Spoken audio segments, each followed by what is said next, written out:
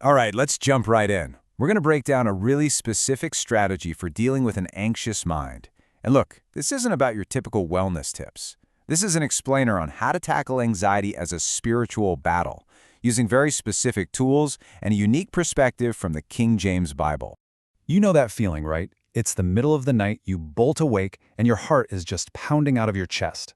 We're starting here because that physical, gut-level panic, that feeling is the entry point for this whole conversation. It's not just random, it's a signpost.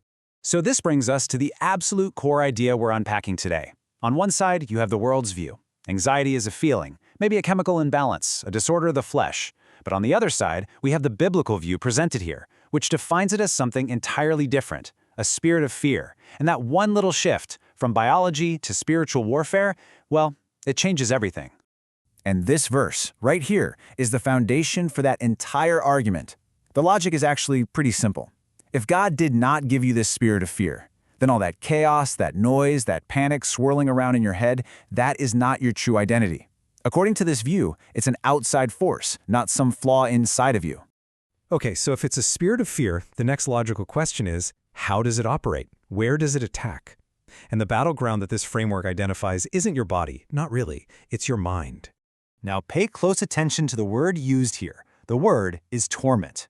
This isn't just about feeling anxious or being worried. This perspective makes a distinction. It says that torment is the primary action that the spirit of fear performs on you. It's something being done to you. And here's what that torment actually feels like in real life. We're right back to that 3 a.m. wake-up call. The racing heart, that heavy weight on your chest like you can't breathe. But notice that last one, that deep sinking feeling that God is a million miles away.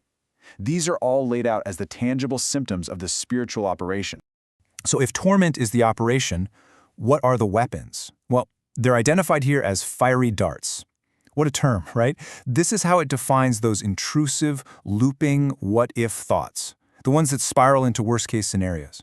And again, the crucial point is that these are seen as external attacks, not your own thoughts.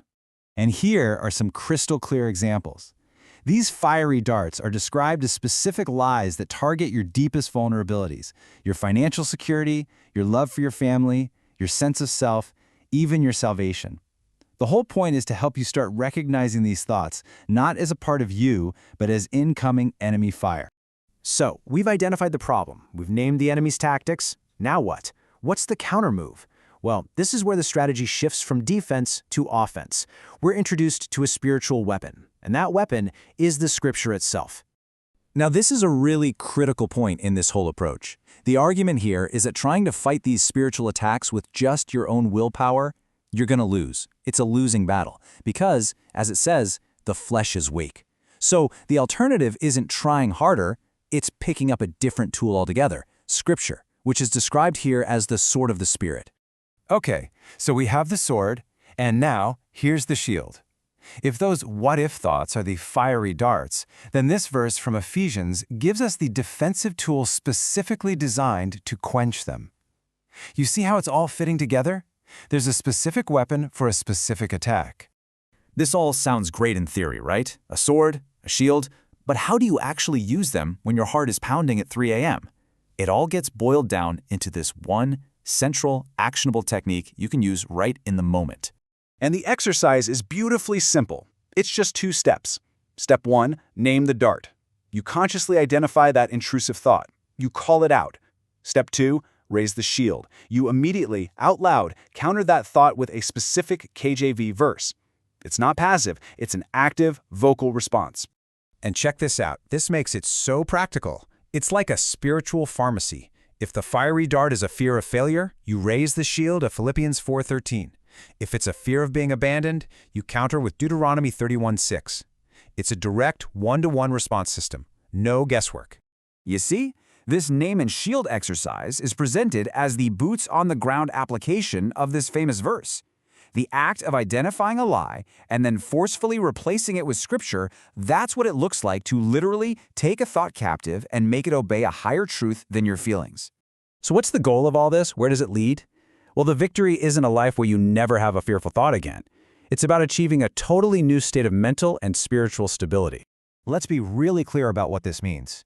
A sound mind in this context isn't an empty, silent mind. It's a mind where you have intentionally made the truth of Scripture louder than the lies of fear. It's that settled confidence that the chaos you hear is just noise. It's not you. And here's a pretty bold claim. The idea is that by consistently practicing this, by naming the darts and raising the shield over and over, you can actually begin to rewire your chemistry. You're carving out new neural pathways, so to speak, transforming your default mental and emotional state over time. So, why go through all this trouble? Why does this whole framework matter? Because it's about more than just managing panic attacks. It's about reclaiming your true spiritual identity and finding freedom from what's described as a form of spiritual bondage. So let's just nail down the key takeaways. First, your identity is not anxious person, it's child of God. Second, you haven't just been given coping mechanisms, you've been given spiritual weapons. And third, that sound mind isn't a someday maybe thing. It's a gift you can actively fight for and maintain right now. And we end right back where we started, with this foundational promise.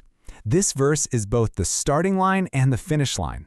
It's the core message to hold on to, that a mind of power, of love, and of stability isn't something you have to create.